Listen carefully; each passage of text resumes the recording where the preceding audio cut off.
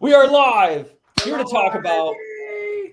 the power of why to transform for good with the lovely, the one of a kind, Coach Rachel. Coach Rachel, it's Friday. How are you doing, Coach Ryan? What was that? I said, how are you doing, Coach Ryan? Oh my gosh, I am fabulous. My neck. So I slept weirdly on my neck on like Monday, and it led me. And this is way off topic, but it has led me on a pursuit to find the optimal sleeping position. Now, not just position, but bedding. I have Because you gone need the right pillow, because the pillows matter depending on the position, right? the pillow and also the mattress, right? How soft the mattress is, what's going on there. And it Right. led me down this huge rabbit hole of like, wait a second. Should I be using the Japanese style of sleeping and like be on the floor, like have like what's it called, a tatami mat? I think it's a tatami mat, and then like have like 3 inches of like essentially mattress. Who knows? So I will tell you this: I've been experimenting. This is not what we're talking about today, but the last 2 days, 2 nights, 3 nights, I have slept on like a essentially modified what's it called? Suzuki, not Suzuki, that's a car. Uh, Or it's a learning method. Japanese style mat. Okay. So I'm waking up with no pain, which is great in my lower back and stuff, and I just feel more supported. Although I will say my neck's still like healing. So if you see me being a little robotic, that's why. Anyway, today we're talking about the power of why to transform for good. And we have a couple graphics to share with this. Why does this matter? Yeah, well, and Ryan, as we were talking just a little bit even offline, the whole piece of and this has probably been exacerbated in the last 15 to 20 years, but all the information is out there. Of course. The what and the how. The what is people want to lose weight. The how, yes, it's all out there. And it's honestly not, it's not rocket science. And as I, share with some of my clients as well, there's no magic glitter that comes down to say, ooh, it's going to be fun and fancy. Yep. It's not. It's the mechanics are there, right? As you said, it's eating less, being in a caloric deficit. Yep. It's reading the right macros, and it's strength training for long-term maintenance, right? Yes. But so it's all out there. So why do they need us? That's what I was thinking about. Like, why do our coaches need us? But they do, right? And we need each other because we need to get at the why. Like, why are we doing this? And I think that is what certainly attracted me as a coach to you, into this business. But like, it's that we talk about the why. Yeah. And I think that it's crucial that we pay attention to the why, right? I mean, going off that same point that you were talking about, the mechanics, like how my coaching started was very focused on the what. It was focused on the mechanics of weight loss. And the mechanics of weight loss, like we just said, eat less calories than you burn in a day, do resistance training, have the right macronutrient distribution. You can go a little more nuanced than that, but that's kind of it. And then when people wouldn't do, right, that's not the problem we have. The problem is not knowing, it's doing. And when you start to almost peek under the hood and say, okay, well, why aren't we doing what we probably know we should be doing? It's not a knowledge gap, it's an adherence gap. It's sticking to it. And that's where the why comes into place. Once we understand why we do the things we do as humans, we can then take that information, personalize it to an approach that's going to work. And it's funny not to go like way far off. I mean, it's in the same vein, but like I made this graphic today, and this kind of goes right in line with what we were talking about. How there's like these 4 steps to a breakthrough, right? Step 1 is you create low pain, high pleasure actions that are results based. Why are they results based? Obviously, so you get, pleasure from what you're doing. But human nature will always be moving away from pain and towards pleasure. So that's diving more into the why, right? Like if we know how human beings are, work, then we can leverage that to be able to be adherent. And then step 2, once you start those actions, is you essentially achieve a positive feedback loop. A positive feedback loop allows you to keep going because every time you do these actions, you get more pleasure from them than pain. And your brain goes, I want to do more of that. And then before you know it, you're like, what else can I do? But that's why it's so vital that we don't start with deprivation, with like all or nothing. I'm just going to do everything and we'll power through it, because your pain is going to be so high. And yes, your pleasure might be high too, but eventually that pleasure will come down. The pain will stay high. Willpower, all it takes is one bad day. And then the string is broken, and we go back to whatever we were doing. But then after those two things, step 3 is adapt and learn. Of course, there's something appealing about being able to say, you know what, I just tell me what to do forever. And the problem with that is you'll need a coach forever. And while that might be interesting from a business perspective, it is not interesting from an individual perspective. I wouldn't want that from my mother. I wouldn't want my mom relying on some other person for the rest of her life. So that's why what we focus on is not only getting you fish or giving you fish, but teaching you how to fish, so that over time you can get to step 4 where you solidify a new identity. And it's this identity that allows you to really transform for good. And it's it was funny. I was just talking, this isn't necessarily about the why part, but that last piece about solidifying a new identity. I was talking to a client last night, one of our clients, and she was saying that she had listened to something else, and she's about 6 weeks in, and she's had some really great results already in these 6 weeks. And she was thinking, okay, what's going to happen? What's going to happen in 6 months when I don't have you anymore? And I'm like, well, we can talk about that, but you are a different person. Like, she's a different person than she was 6 weeks ago. 100%. So she is going to be another different person, this new fit identity, this new person in 6 months from now. So that whole growth, and even having that conversation with her, I think, her stress started going down, because she's like, I don't know how I'm going to do this. And I said, okay, 8 weeks ago, before you even knew me, or before you knew our embodied transformation, where were you? She's like, really different spot. I'm like, yeah. And so you're going to continue to grow. You don't just stop growing. But I think it also, getting back to that whole power of why, you started for a reason, and you need to anchor yourself to that reason why you started. And it's not necessarily to lose weight. That's the how or the what. Yes. The why is going to be different for everybody. And I know that this whole Simon Sinek thing is more about business, but it applies to us as human beings, 100%. right? Because all organizations are human beings anyway. But it's that why piece. Like I can't tell her I can't tell her why. Like I don't know, unless I don't know your why necessarily, or my why, because everybody's different, and that's okay. But that's what makes it dynamic and interesting, and it makes it powerful. Then at least to start with a coach, so they can help you understand and solidify and remind you about that why when you get into that messy part of the how and the what gets hard.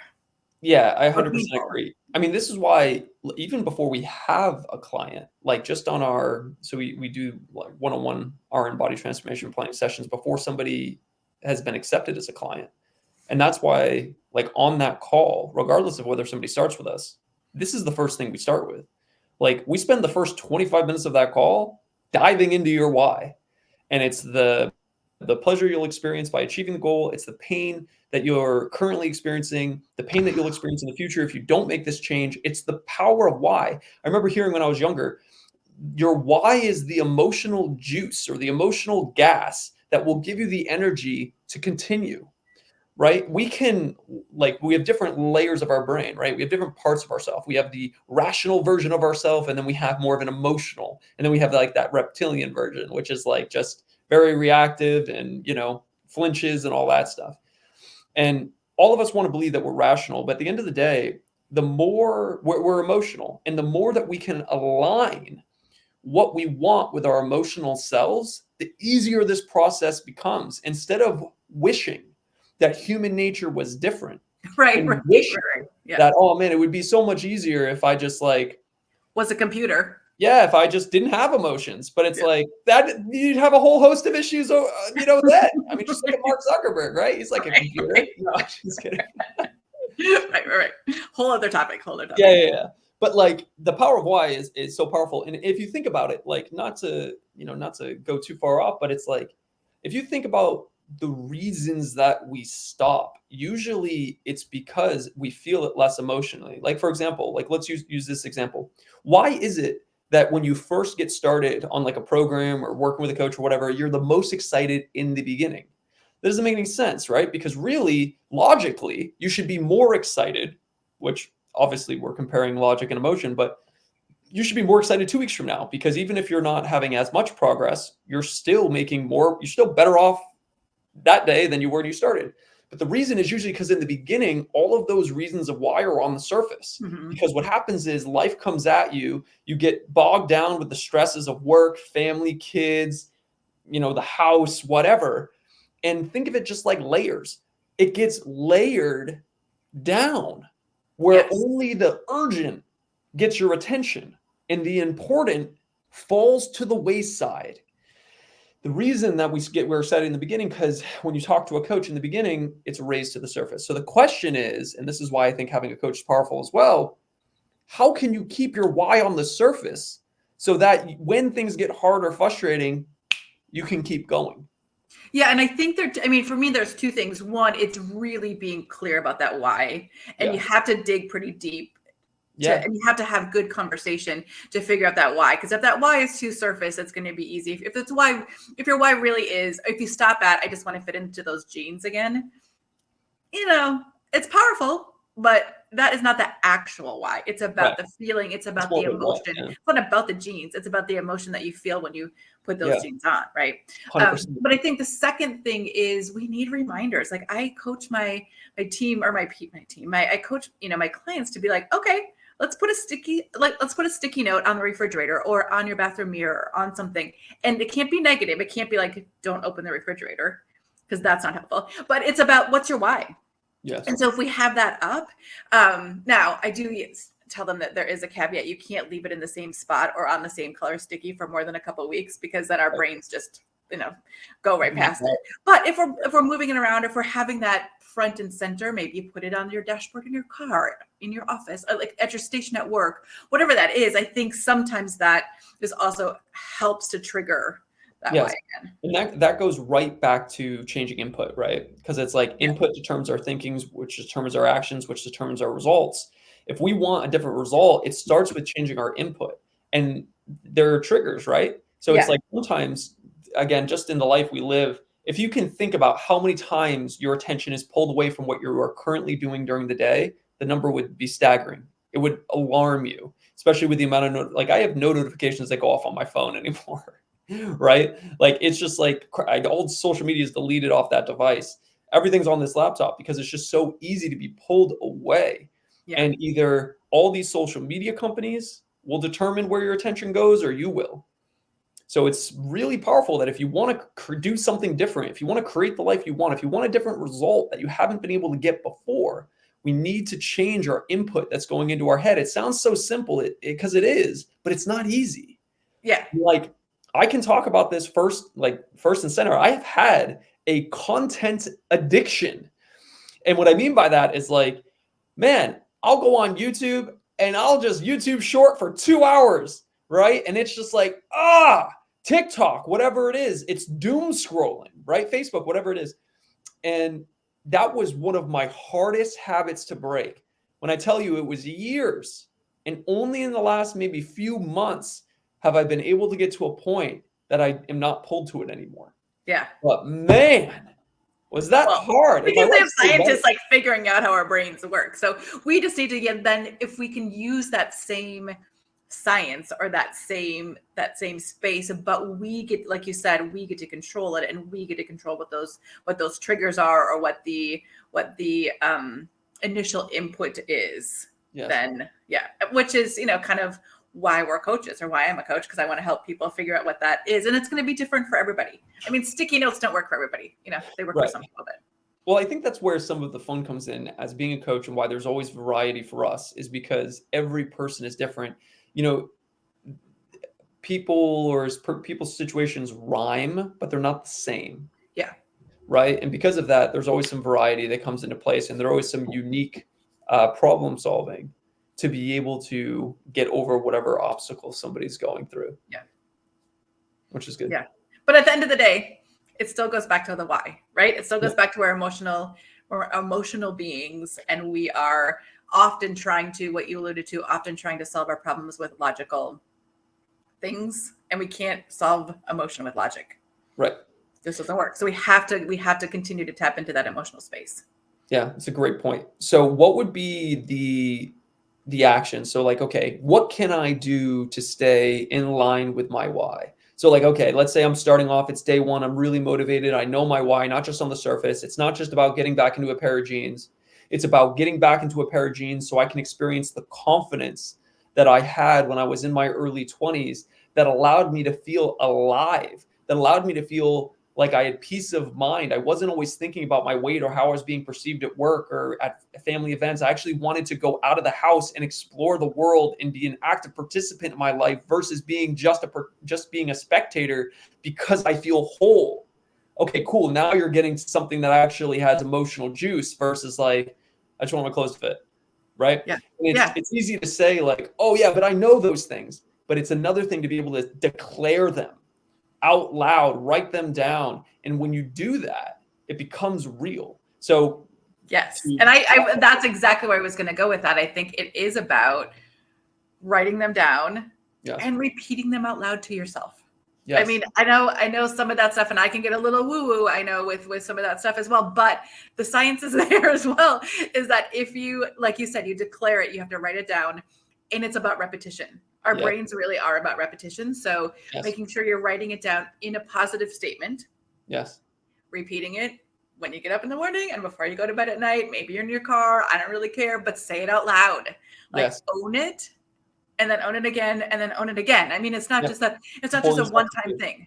Yeah. I think too, and I'm going to say the brain's a heat-seeking missile, but before I do, really quick, Karen says, "Hey, my why is aging with strength, grace, confidence, health, and to minimize pain." I love that, Karen. Love it. Hey, love I'd be curious to know too. Okay, by aging with strength, grace, confidence, health, and minimize pain, what is the main thing that you're going to get from those things?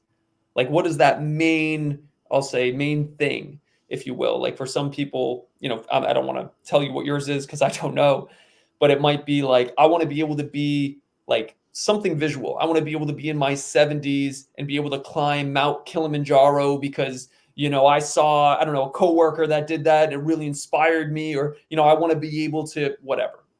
You know, I'd love to know what that thing is for you. But to your point too, yeah, our brains are like a heat-seeking missile, and we need to be reminded more than we need to be taught. Think of it, you know, we were talking about those layers, but we have a bunch of tabs open in our brain at all times, and we want the tabs that are open to align with the things that we want in life. It doesn't make sense to be spending mental RAM or mental energy on things that you do not want or do not serve you. Think about like, I don't know, let's talk about the news. 99% of the news is there not to inform you, it's to alert you, it's to trigger an emotional response to get you invested, right? They're leveraging your emotions. Right. I don't watch the news. I don't recommend anyone does, to be honest. There's other ways to be able to get information than the news, right? So with that in mind, oh man, I had a tangent I was going to go on, but I tried to stay focused and I've lost it. The main piece is we need repetition, right? We need repetition to be able to essentially ingrain these ideas. Repetition is the mother of learning. We need to be reminded more than we need to be taught, right? So 100%. And it doesn't just happen overnight or in a month or in 3 months. I mean, it is one of those things that it just is a lifelong thing. We've ingrained all the rest of the things. We've ingrained that mac and cheese makes me feel good. I mean, there is that, even if you don't say it out loud every day, there is that synapse in your brain that has that connection already has been made. We just need to make new connections, and they can be powerful, just as powerful. It just takes thought and positivity and repetition to make that happen. Yeah, 100%. 100%. The power that we have is I guess I'll say this really quick. So you're talking about we're talking about repetition. Actually, you know what? I lost my train of thought again. Talk about repetition. You put in the reps. Like think about like the sports analogy about people are saying, you just need if you're gonna get good at free throws, you have to do free throws. You just have to put in the reps, right? And so our brains also need to put in the reps. We need to help our brains put in the reps in order to rewire our brains. Yes. And in that same vein that we were just talking a little bit about before, where I shared this graphic, where I don't know where it went. There it is. Where I shared this graphic where it's like, all right, look, at the end of the day, what we're trying to do is create a new fit identity. Yep. Like that's what step 4, that's where we're trying to get to. And that, like you said, doesn't happen overnight. It's from repetition. The way I like to think of it is like an election. If you are casting votes, right? And we look at the last 20 years of your life and all the votes that you cast. Let's say that every decision you've made, let's just say 10,000 decisions. And out of those 10,000 decisions, 1,000 were healthy. Okay, intentionally healthy. Okay, you did not win that election for that identity of being a fit person. That's okay, but guess what? You can change that. But here's the thing. There is no just start over on day 1 with 0 votes and now you're a fit person. To a degree, maybe, but really what happens is your brain's always collecting evidence. So it looks over the last 20 years and yeah, you could be fit for 3 months and make, 200 good decisions, but you still have 9,000 decisions that weren't healthy. Right. So now you're up to 1,200 compared to 9,000. Well, guess what? You're closer to winning the election. And then 3 months goes by and you have 3,000 compared to the 9,000. Okay, you're getting there. But once you pass that 50% mark is when you really solidify that new identity for this is who I am. And like we said, the strongest force in the human personality is staying consistent with the way we see ourselves. So if you really want to change, it's cast the votes. Every action you take is a vote for the person you want to become. And the power in that is, or the person you will become. I mean, so Yeah. maybe you don't want to, but every action is a vote for the person. That's a good point. You will become. Yeah, So there is no want. You get it's to going pick. to happen. Yeah. Right. We hope right. that Every those action. align, though. We hope those align. The want with what will happen. Yeah.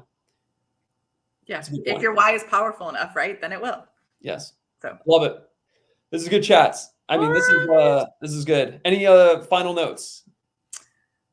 I don't think so, but it's the weekend. So let's make good choices. Make good choices.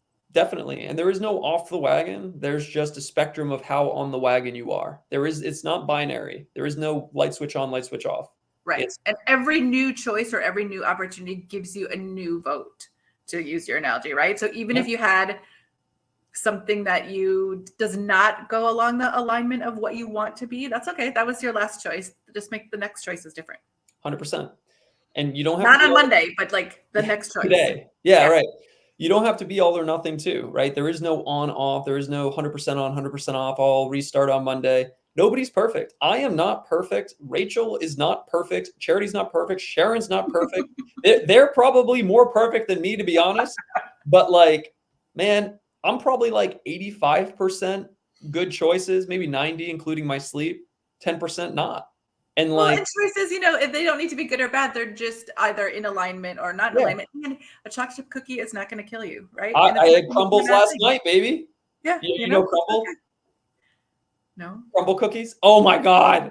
I've heard of them. Crumble. I've heard of them. I've never had one. They're insane. That's what I've heard. They're insane. I mean, they're like 800 calories a cookie, but like that is also what I've heard. They're insane. But you know what? If it once in a while, it just continue to. It's a spectrum. It's a percentage, right? Like, let's think about this for a second. Like, if you were on track or made 50% great decisions, or even like, let's use 70% great decisions, what type of body, what type of life, what type of health would somebody have that makes 80 or 70% healthy decisions? Probably pretty good. Probably pretty good. So the answer is not to be, well, how do I change and be perfect? That's a fallacy. It's the 80-20 rule, right? How do I do it most of the time? How do I become better? Right? It's just like, how do I do a little bit more today than I did last time? Which is not sexy to say, I'm going to get 1% better today. But guess what? If you look over the course of a year, that is I can't do the math, but that's a whole bunch better. 1% better a day is, compounding is 35% growth per month. In a year, that's 37 times, 3,800% better if it was compounding daily. It's insane. Who wouldn't want to do that? Not me. All right, on that note, right? Yeah, it's powerful. Like all our decisions are either compounding for us or against us. So make some choices today so they're compounding for you. Karen says, love this, great information. Glad it was helpful. As always, guys, if this is helpful, feel free to like this, comment. It shows it to more people so that hopefully we can hit our goal eventually 5-10 years down the line where we impact 100,000 RNs and other healthcare workers. If you are interested in working with Coach Rachel or any of our coaches, I'll share a link somewhere where you can apply to work with us. Enjoy your weekend. We'll see you soon. Bye. Bye.